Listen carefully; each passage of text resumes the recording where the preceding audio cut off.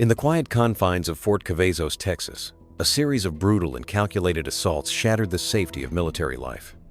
Sergeant Greville Clark, 31 years old at the time of conviction, served as a bridge crew member in the U.S. Army. He was assigned to the 74th Multi-Role Bridge Company, 62nd Engineer Battalion, 36th Engineer Brigade. At the time of his arrest and sentencing, Clark had served approximately 5 years in the military. Clark enlisted in the U.S. Army in September 2017. During his service, he received multiple awards, including the Army Commendation Medal, Army Achievement Medal, Good Conduct Medal, National Defense Service Medal, and the Inherent Resolve Campaign Medal. Despite outward indications of professionalism, Clark used his role, access, and knowledge of military life to carry out a disturbing series of crimes. Between March 2021 and October 2022, Clark systematically targeted 5 female soldiers living in barracks at Fort Cavazos. He used a variety of tactics to gain entry to their rooms, holding onto spare keys, exploiting window vulnerabilities, or leveraging trust and authority to be let inside. Once in, he would blindfold, restrain, and threaten victims using knives or firearms. He committed multiple acts of rape, aggravated sexual assault, and physical violence. In one of the most chilling incidents, Clark strangled a woman with a lamp cord until he believed she was dead. In another, he concealed himself in a victim's shower, attacked her, and attempted to force her into a large plastic bin to transport her elsewhere. He also stole personal property, including credit cards and military IDs, using one card to withdraw over $14,000. Clark documented some of his assaults, further compounding the trauma inflicted. The Army Criminal Investigation Division, supported by the Office of Special Trial Counsel, led the investigation.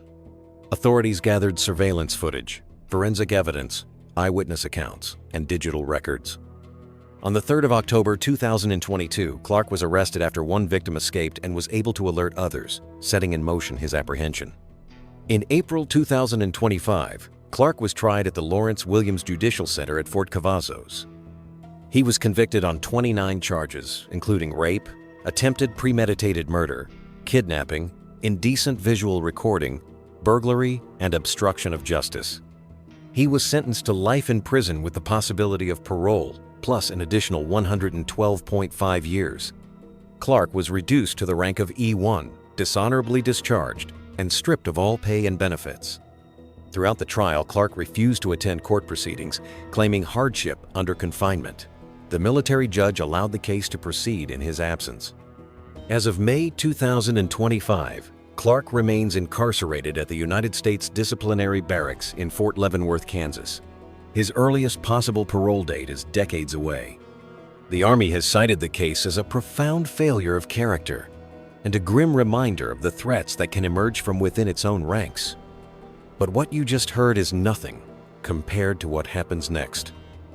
In the early months of 2024, the Pacific Northwest was shaken by a brutal crime that underscored the potential dangers of untreated mental health issues within the military. Private Jonathan Kang Lee, age 26 at the time of conviction, served in the U.S. Army as a signal intelligence analyst, assigned to the 201st Expeditionary Military Intelligence Brigade at Joint Base Lewis McChord, Washington. At the time of his arrest and sentencing, he had approximately 5 years of service. Lee was born in Virginia and grew up in a household marked by violence. He reported being physically abused by his father, mother, and older brother. Seeking to escape his troubled upbringing, Lee enlisted in the U.S. Army in 2018. He completed basic training and advanced individual training as a signal intelligence analyst. Lee was deployed to Afghanistan during his service, an experience he described as giving him purpose. However, upon returning to the U.S. in 2019, he stated that his life began to spiral downward. Between June 2020 and February 2022, while stationed at JBLM, Lee committed multiple offenses, including the rape and sexual abuse of his 2 stepdaughters, who were 8 and 4 years old at the time. On the 14th of January, 2024, 2 days before his scheduled court-martial for these offenses, Lee deserted his post. While fleeing, he encountered car trouble and hired a taxi driven by Nicholas Hokema, 34, of Tumwater, Washington. On the 15th of January, 2024, in the parking lot of South Center Mall in Tukwila, Washington, Lee fatally stabbed Hokeima during a dispute over cab fare and stole his vehicle. The U.S. Army Criminal Investigation Division, CID, in collaboration with the Tukwila Police Department, led the investigation. Evidence included surveillance footage, forensic data, and witness testimonies. Lee was apprehended on the 26th of January, 2024, in Redmond, Washington, after a confrontation with CID agents during which he attempted to flee and resisted arrest. On the 19th of January, 2024, Lee was convicted in absentia for the sexual offenses against his stepdaughters and sentenced to 64 years in prison, a dishonorable discharge, and forfeiture of all pay and allowances. On the 23rd of April, 2025, Lee pleaded guilty at a court-martial held at JBLM to the murder of Nicholas Hokeima, desertion, resisting arrest, and failure to obey a lawful order. He was sentenced to life in prison with the possibility of parole, to be served consecutively with his previous 64-year sentence. Following his convictions, Lee was transferred to the United States Disciplinary Barracks at Fort Leavenworth, Kansas. As of May 2025, he has served approximately 1 year and will not be eligible for parole until at least 2045. The military has cited this case as a grave breach of conduct and a reminder of the importance of internal accountability within the armed forces. And just when you think it couldn't get any worse, it does. First Sergeant John E. Hatley, born on the 30th of July, 68, in Decatur, Texas, served nearly 20 years in the U.S. Army. At the time of his arrest and court-martial in 2009, he was assigned to Alpha Company, 1st Battalion, 18th Infantry Regiment, 1st Infantry Division. Highly respected within his unit, Hatley was a seasoned leader with multiple deployments under his belt, including missions in Iraq, Bosnia, Kosovo, and Desert Storm. Hatley enlisted in October '89 and completed basic training at Fort Benning, Georgia. Over 2 decades of service, he held numerous leadership positions, including platoon sergeant and division master gunner. He earned both Ranger and Airborne qualifications and was twice awarded the Bronze Star, along with an Army Commendation Medal for Valor. By all public accounts, Hatley had a decorated and disciplined military record until allegations from the battlefield surfaced that would lead to his downfall. In March 2007, during a deployment to Baghdad at the height of the U.S. military surge, Hatley's platoon captured 4 Iraqi detainees following a firefight. According to testimony at trial, Hatley, along with Sergeant First Class Joseph Mayo and Sergeant Michael Leahy, transported the detainees to a remote location in the Al-Rashid district. There, the men were allegedly handcuffed, blindfolded, and executed, shot in the back of the head before their bodies were dumped in a canal. The incident did not come to light until the unit had returned to Germany, when a soldier reported the killings to authorities. Notably, no physical or forensic evidence was recovered. The prosecution's case rested almost entirely on the testimony of fellow soldiers, some of whom were granted reduced sentences in exchange for their cooperation. The Army Criminal Investigation Division opened a full investigation but was unable to locate the victims' remains or any direct evidence. Despite this, Hatley was arrested in 2008 and charged with 4 counts of premeditated murder and 1 count of conspiracy to commit murder. He consistently maintained his innocence, stating that the detainees had been released due to insufficient grounds for detention.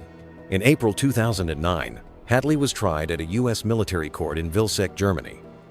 Despite character witnesses and a defense rooted in the absence of physical evidence, he was found guilty. The court sentenced him to life in prison with the possibility of parole. He was reduced in rank to E1, dishonorably discharged, and forfeited all military pay and benefits. His co-defendants received significantly shorter sentences and were later paroled. After serving over 11 years at the United States Disciplinary Barracks at Fort Leavenworth, Hatley was granted parole in October 2020. The highly decorated U.S. Army veteran claims he was betrayed by the military justice system. In Hatley's hometown of Groesbeck, the local community gathered at the high school football field to celebrate his return. Now, residing in Texas, he continues to seek a presidential pardon to clear his record.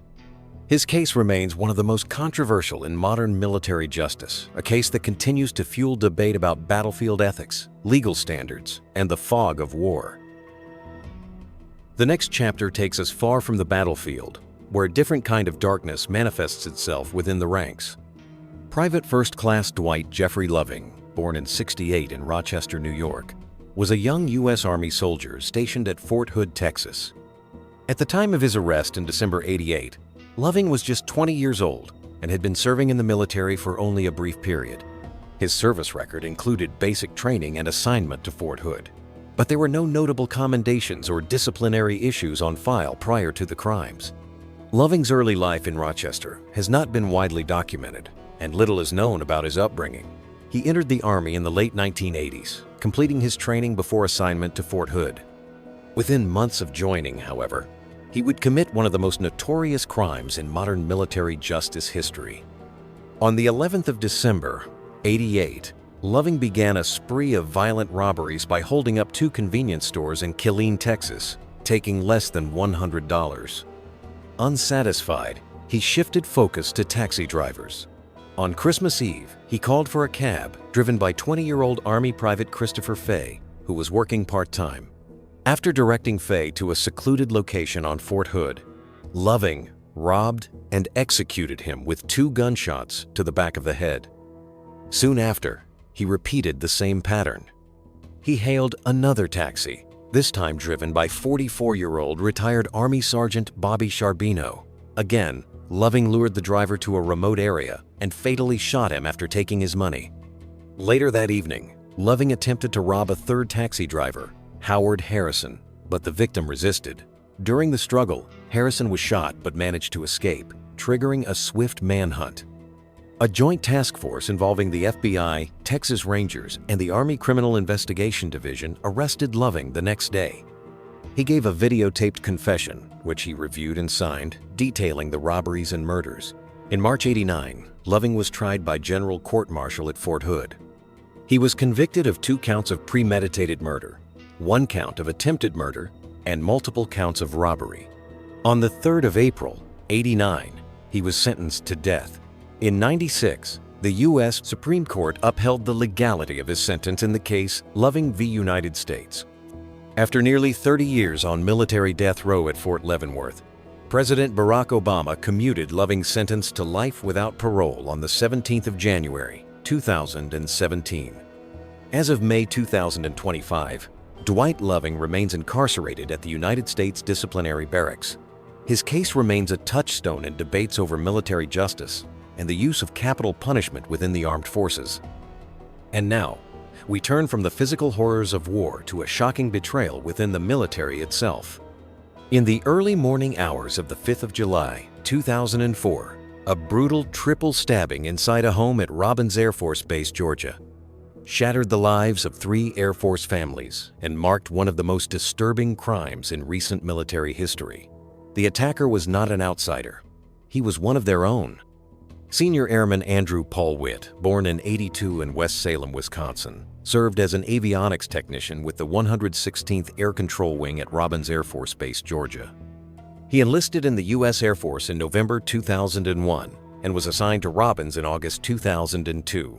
Witt graduated from Aquinas High School in La Crosse in 2000. His record prior to the incident showed no commendations or disciplinary issues. Witt's duties involved maintaining aircraft electronic systems. Though considered professional by many colleagues, underlying personal issues would soon erupt into violence. The tipping point occurred after he made an inappropriate advance toward Jamie Schleipzig, the wife of fellow airman Senior Airman Andrew Schleipzig. After being confronted by Andrew and another airman, Staff Sergeant Jason King, tensions escalated. According to testimonies, he broke into the home and immediately attacked both Andrew and Jamie.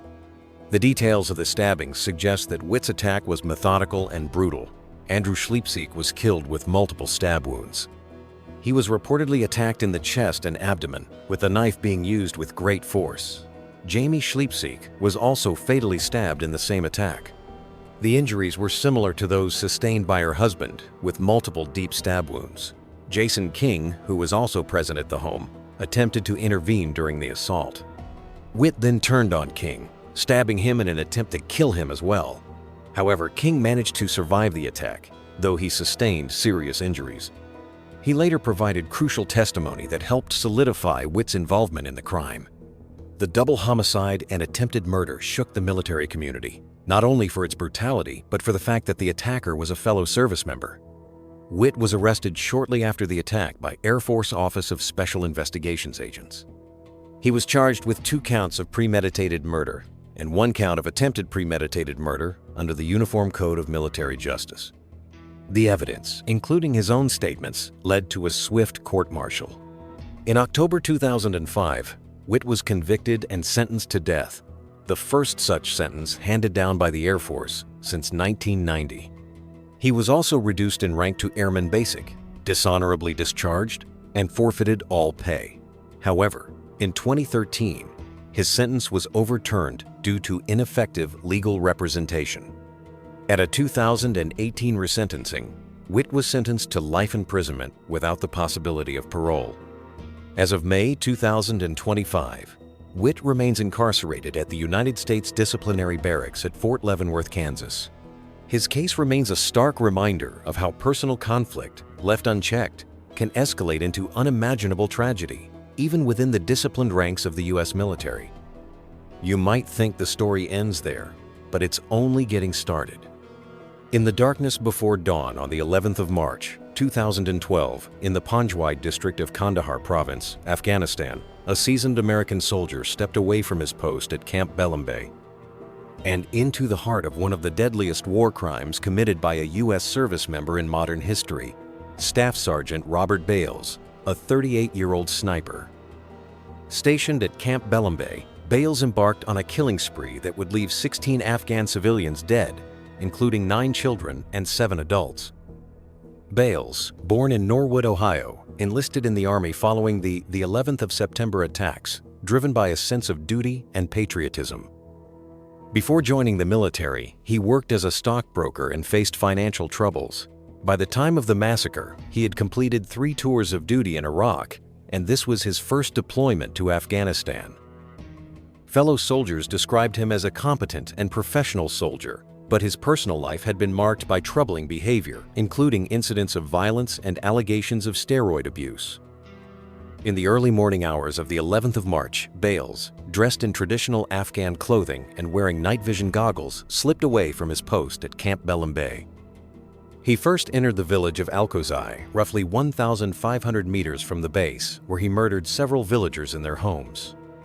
After returning briefly to base to resupply, Bales left again, this time heading to the nearby village of Balandi, about 2,400 meters away.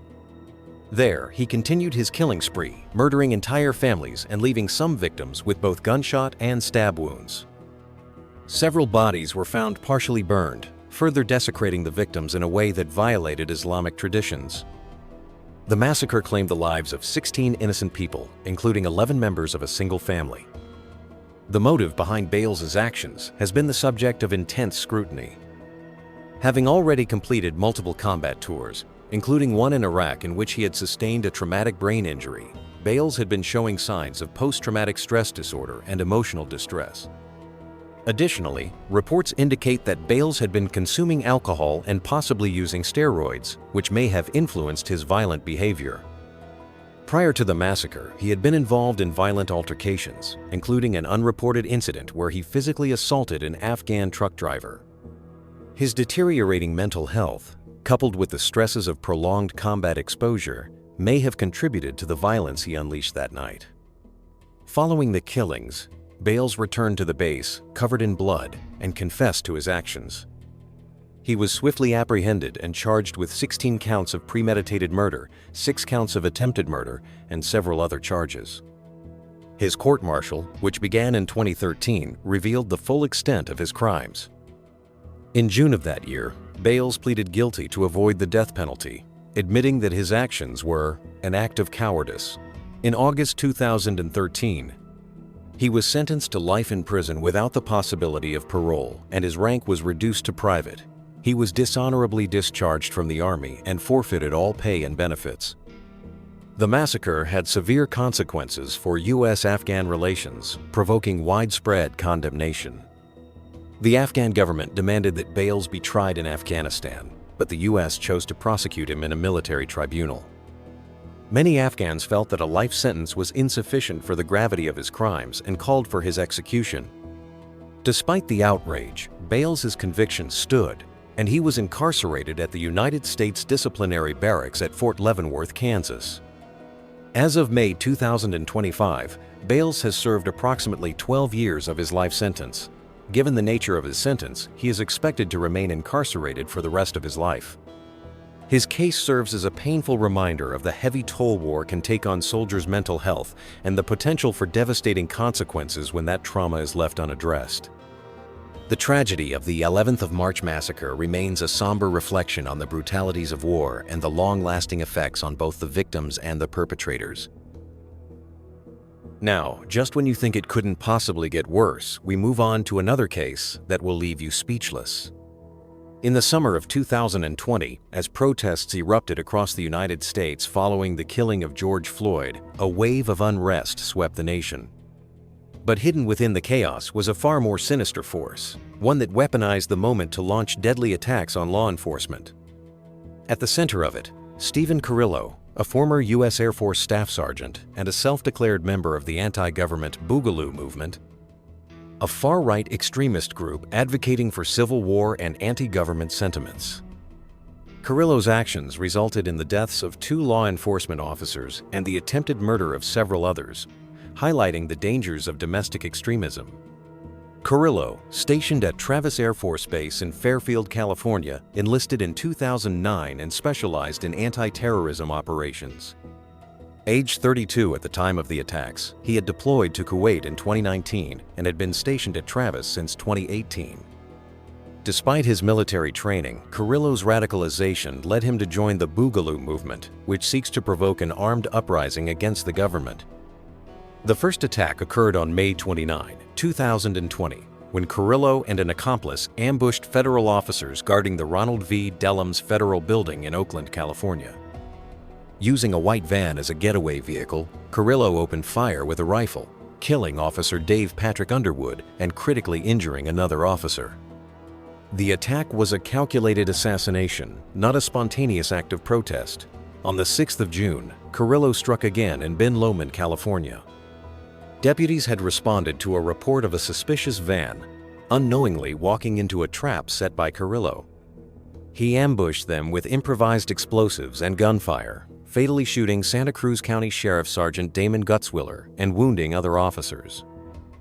After the attack, Carrillo fled into the woods, prompting a manhunt that ended after a shootout where he was captured alive. Carrillo's actions led to a thorough investigation, revealing his deep ties to the Boogaloo movement and his anti-law enforcement sentiments.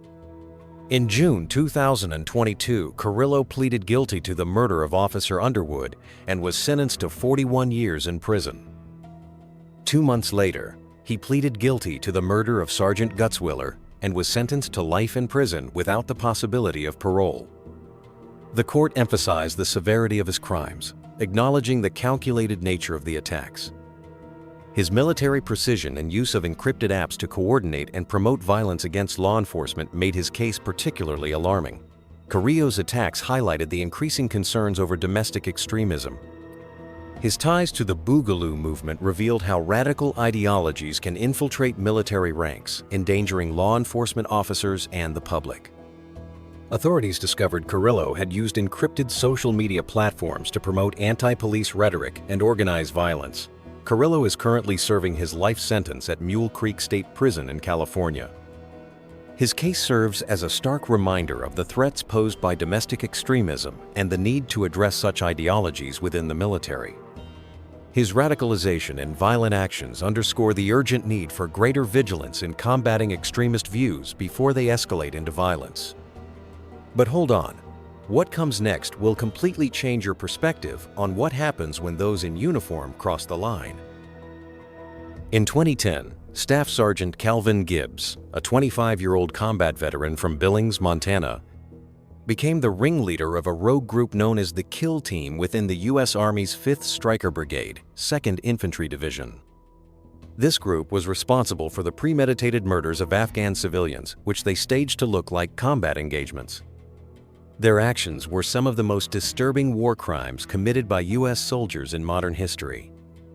Gibbs enlisted in the U.S. Army in 2002 and had previously served in Iraq before being deployed to Afghanistan in 2010. As a squad leader, Gibbs was stationed at Forward Operating Base Ramrod in Kandahar Province, an area notorious for its insurgent activity.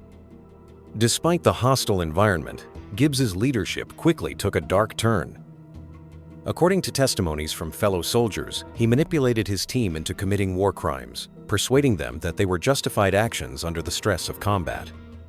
His authority was abused, leading to the formation of a kill team that took pleasure in murdering unarmed Afghan civilians. Between January and May 2010, the team carried out at least 3 killings. In the first incident, 15-year-old Gul Muddin was killed with a grenade thrown by specialist Jeremy Morlock, followed by a gunshot from Gibbs. In the second incident, a civilian named Marak Aga was shot while sleeping by the roadside, and his body was planted with a Kalashnikov rifle to make it appear as though he were an insurgent. The third victim, Mullah Adadad, was killed with a grenade and then shot. After each murder, Gibbs and his team collected body parts, fingers, teeth, and other fragments as gruesome trophies. Gibbs reportedly intended to fashion a necklace from the severed fingers. The soldiers took photographs of themselves posing with the corpses, smiling and giving hand signs, further revealing the shocking disregard for human life and the culture of cruelty that had taken root. It wasn't until one of the soldiers, Private Adam Winfield, alerted his parents about the killings that military authorities began investigating the crimes. Winfield's testimony, alongside that of specialist Jeremy Morlock, who turned witness, helped implicate Gibbs as the ringleader. In November 2011, Gibbs faced court-martial at Joint Base Lewis McChord. The evidence against him was overwhelming. He was convicted of 15 charges, including 3 counts of premeditated murder, conspiracy, and obstruction of justice. His defense argued that the killings were justified combat actions, but the jury rejected this defense. The horrific nature of the murders, along with the soldiers' trophy-taking behavior, led to a guilty verdict. Gibbs was sentenced to life in prison with the possibility of parole after 10 years. The kill team case was a national scandal and forced the military to confront hard truths about leadership failures, the breakdown of ethical standards, and the consequences of combat stress when left unchecked. The case raised important questions about the responsibility of military leaders and the importance of maintaining discipline, even in the most challenging combat environments. As of 2025, Gibbs is serving his life sentence at the United States Disciplinary Barracks at Fort Leavenworth, Kansas. His actions, along with the horrific murders committed by his team, remain a chilling reminder of the potential for misconduct in combat situations. The case has also led to significant scrutiny of military conduct during wartime and the need for stronger oversight and accountability to prevent such atrocities in the future. Our next story moves beyond the battlefield into the world of global assassinations and international crime. Joseph Hunter, a former U.S. Army sniper known by the alias Rambo, became notorious not for his military achievements, but for his descent into a life of crime. A decorated soldier turned mercenary, Hunter's post-military life led him into the world of international crime, where he would become a key figure in a brutal murder-for-hire operation. Born in Owensboro, Kentucky in 1962, Hunter enlisted in the U.S. Army in 1983, where he served for over 2 decades. His military career was marked by his expertise in sniper operations, and he rose to the rank of Sergeant First Class. Hunter specialized as a sniper instructor and served in various locations, including Germany, Panama, and Puerto Rico. His skills were highly respected within the military, and he was entrusted with leadership roles. After retiring from the Army in 2004, Hunter struggled to find stability in civilian life. He worked in private security contracts, often in unstable regions like Iraq, but soon found that his military skills could be put to more sinister uses. By the late 2000s, Hunter was recruited by Paul LaRue, a notorious international crime boss with a wide range of illegal activities, including drug trafficking, arms dealing, and contract killings. LaRue needed capable enforcers, and Hunter, with his background as a trained killer, was a perfect fit. In 2012, Hunter became involved in a chilling murder-for-hire operation. He, along with two accomplices, Adam Samia and Carl David Stillwell, was tasked with the murder of Catherine Lee, a real estate agent in the Philippines. The murder was meticulously planned. Hunter and his team lured Lee under the guise of a property deal meeting. Once there, Samia shot her twice in the face with a silenced pistol. Her body was disposed of in a garbage pile, and the murder was made to look like a random act of violence. This was just one of many operations Hunter carried out under LaRue's direction, turning his military expertise into a weapon for hire. Hunter's involvement in the international crime network eventually led to his downfall. In 2013, he was arrested in Thailand during a coordinated sting operation. In 2016, he pleaded guilty to charges including conspiracy to murder a federal agent and drug trafficking, resulting in a 20-year sentence. However, the investigation into the murder of Catherine Lee led to additional charges. In 2019, Hunter was sentenced to life in prison for his role in the killing. U.S. District Judge Ronnie Abrams condemned his actions, calling them a total and complete lack of respect for human life. She also remarked that Hunter treated kidnapping, torture, and assassination as business transactions, and likened his behavior to scenes from a James Bond movie. U.S. Attorney Jeffrey Berman said, "With zero regard for human life, Joseph Hunter callously helped to arrange the murder of a Filipino woman in exchange for money.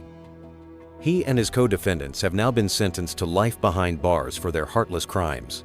Hunter's case brought attention to the dangers posed by former military personnel who engage in mercenary work. His story underscored how military training could be twisted into tools for global violence when unchecked. It also raised critical concerns about the oversight of private security contractors, as well as the need for accountability for former service members who stray into criminal activities. Hunter's participation in the murder-for-hire operation demonstrated how skills honed on the battlefield could be repurposed for nefarious purposes. As of 2025, Joseph Hunter is serving his life sentence in a U.S. federal prison. His transformation from an elite soldier to an international assassin is a chilling reminder of the potential consequences when military expertise is exploited for criminal endeavors. Hunter's case serves as a warning of the dangers that arise when ambition, trauma, and unchecked violence collide, leaving a trail of destruction in its wake. The story doesn't end with military service, it continues, and it takes a darker turn than you ever expected. Eddie Ray Routh, a former U.S. Marine Corps veteran, became infamous for the brutal murders of Chris Kyle and his friend Chad Littlefield. The killings took place on the 2nd of February, 2013, at the Rough Creek Ranch Lodge Resort shooting range in Erath County, Texas. What started as an attempt to help Routh, a young man struggling with severe mental health issues, ended in tragedy when Routh shot both men, ultimately leading to his life sentence in prison. Born on the 30th of April, 1988, in Lancaster, Texas, Eddie Ray Routh grew up in a troubled environment.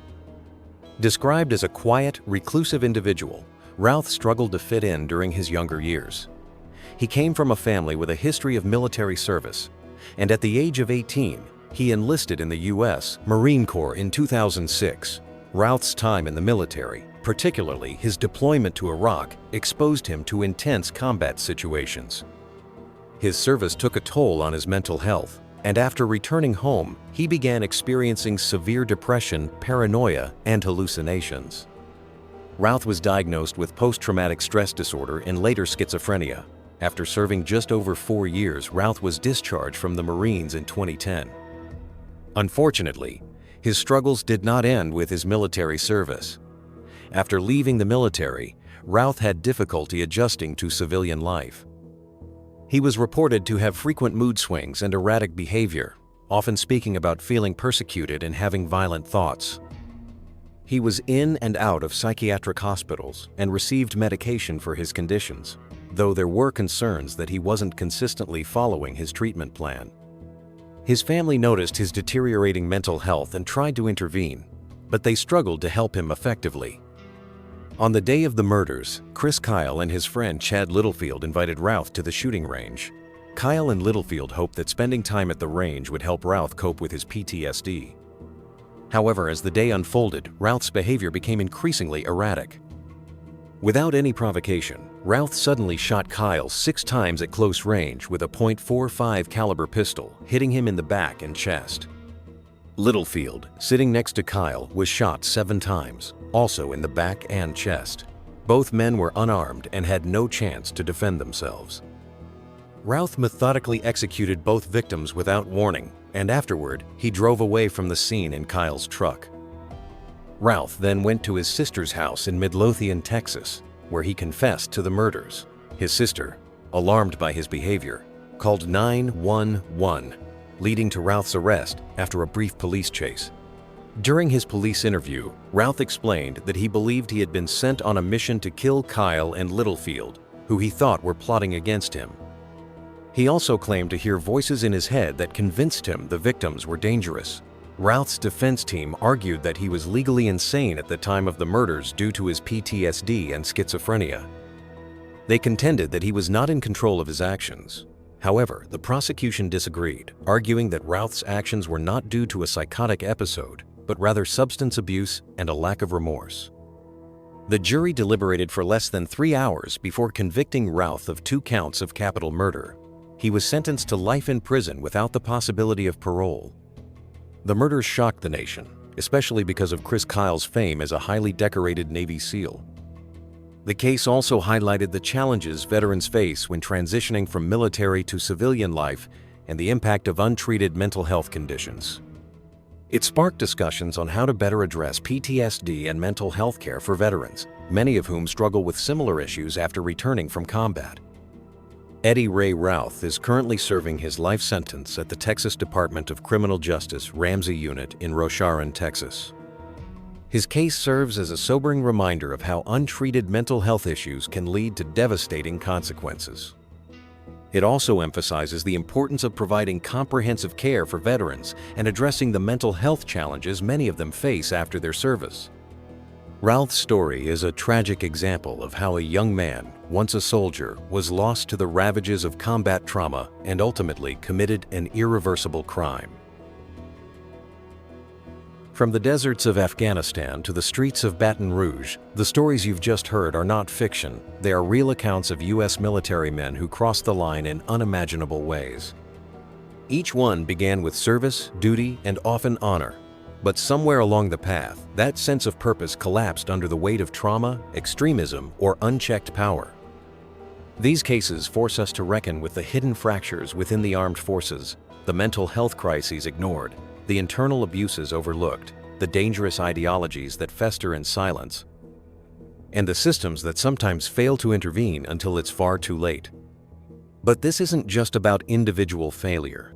It's about accountability, oversight, and the sobering truth that the uniform itself is not a shield against darkness, because sometimes it hides it. If these stories shocked you, they should. But more importantly, they should compel us to ask, what more can be done to protect both the innocent and those in uniform from becoming a headline like these? Because as history has shown, when the chain of command breaks, the consequences can be fatal. Thank you for watching. If this video left an impact on you, consider sharing it. And don't forget to subscribe for more in-depth stories that expose the truths most are too afraid to tell.